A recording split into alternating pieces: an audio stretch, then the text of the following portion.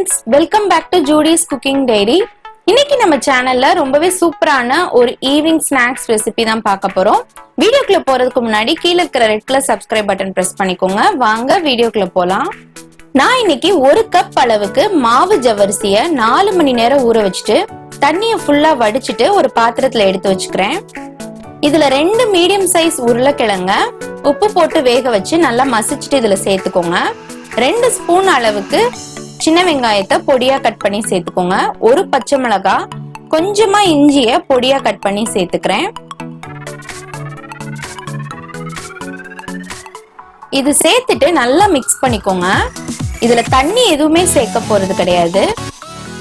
ஊற வச்ச ஜவ்வரிசில இருந்து வர ஈரப்பதமே போதுமானதா இருக்கும்.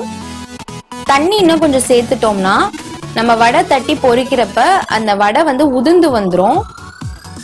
நல்லா மிக்ஸ் பண்ணதுக்கு அப்புறம் 1/2 டீஸ்பூன் அளவுக்கு சீரகம், இதுல பைண்டிங் ஏஜென்ட்டா நம்ம கடலை மாவு சேர்த்துக்க போறோம். 2 டேபிள் ஸ்பூன் அளவுக்கு கடலை மாவு சேர்த்துக்கோங்க. 1 கைப்பிடி அளவு கொத்தமல்லி இலை சேர்த்துட்டு நல்லா மிக்ஸ் பண்ணிக்கோங்க. கடலை மாவுக்கு பதிலா பொட்டுக்கடலைய பவுடர் பண்ணி சேர்த்துக்கலாம், இல்ல அரிசி மாவு கூட யூஸ் பண்ணிக்கலாம். நல்லா மிக்ஸ் பண்ணிட்டு தேவையான அளவு உப்பு சேர்த்துக்கோங்க.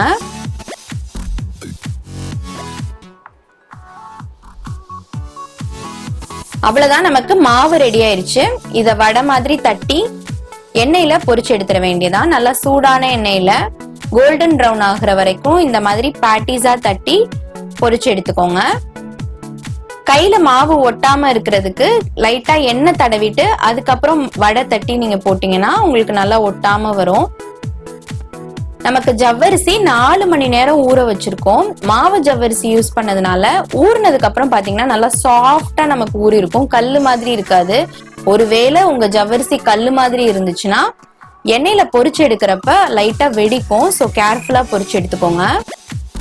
அவ்வளவுதான், நமக்கு நல்லா கோல்டன் கலர்ல கிறிஸ்பியான ஜவ்வரிசி வடை சூப்பரா ரெடி ஆயிடுச்சு. இதுல அவுட்டர் லேயர் நல்லா கிறிஸ்பியாவும் உள்ள நல்லா ஜூசியா சீஸியா ரொம்பவே டிஃப்ரெண்டான டேஸ்ட்ல இருக்கும். நம்ம நார்மல் வடை கம்பேர் பண்றப்ப இது ரொம்ப ஈஸியா செஞ்சு முடிச்சிடலாம். கண்டிப்பா உங்க வீட்ல ட்ரை பண்ணி பாருங்க.